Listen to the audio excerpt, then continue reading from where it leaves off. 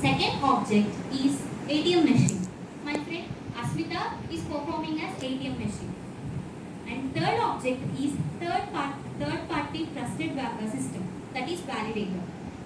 Nikita is performing as validator. And the fourth object is bank. Sai is performing as bank.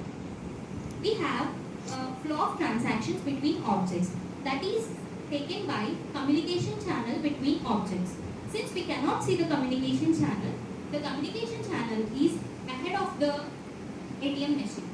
Her name is Baby Hashita, who is performing as communication channel between the objects. Let's start our role play. Initially, the sequence diagram starts with the customer. The customer wants some cash and approaches ATM machine to take some cash. Initially, she inserts ATM card into the ATM machine. The ATM machine will send the card for validator for card validation. We have Visa cards and MasterCards, and these cards should be validated by a trusted third-party system. Here, she verifies the card and decides that the card is valid and sends the message to the ATM machine. Here, after card validation, the lifeline of third-party system will come to an end. The third-party system now will become inactive in our sequence diagram. Now, the ATM machine receives the valid message from the validator. On receiving valid message, she asks for PIN to the customer. The customer enters PIN into the ATM machine.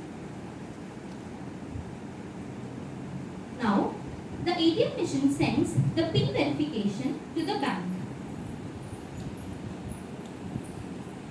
The bank, on receiving the PIN, will verify the PIN whether the PIN is valid or invalid. The bank decides that the PIN is invalid and sends invalid message to the ATM machine.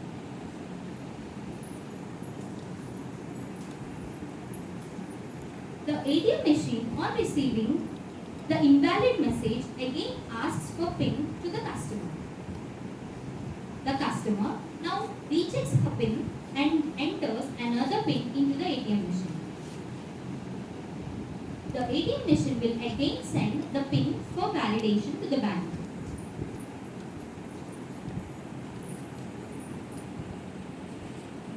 The bank again verifies the PIN and now decides that the PIN is valid and sends the message to the ATM machine.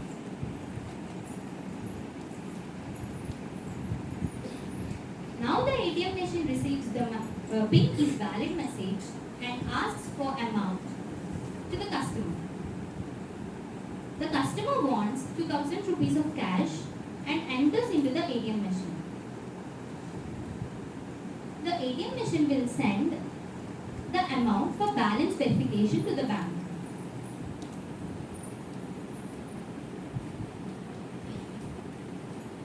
Unfortunately, the customer account doesn't have sufficient cash and sends invalid message to the ATM machine.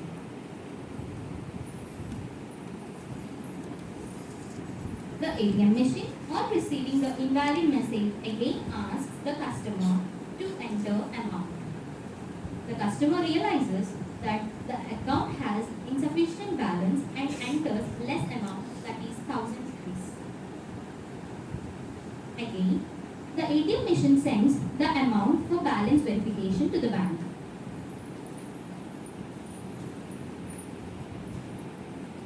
Now, the bank receives the message from ATM machine and gives out valid message since the account has sufficient cash.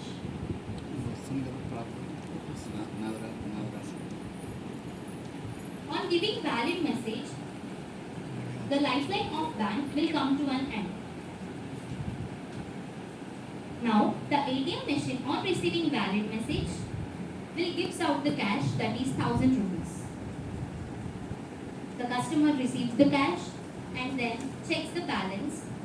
The ATM machine will shows the balance, that is 500 rupees. Now we can understand why initially 2000 rupees is not sufficient. customer has only 1500 in her account. After the further process, the ATM machine will eject the card out to the customer. After giving the card, the lifeline of ATM machine will come to an end. After receiving the card, the customer will leaves out the ATM machine, and the lifeline of customer will come to an end. Thus, the objects and the flow of transactions and where and when the lifelines of the objects end, we have clearly shown up here. This is our sequence diagram of ATM machine that we are drawing and we are learning in our OOAD.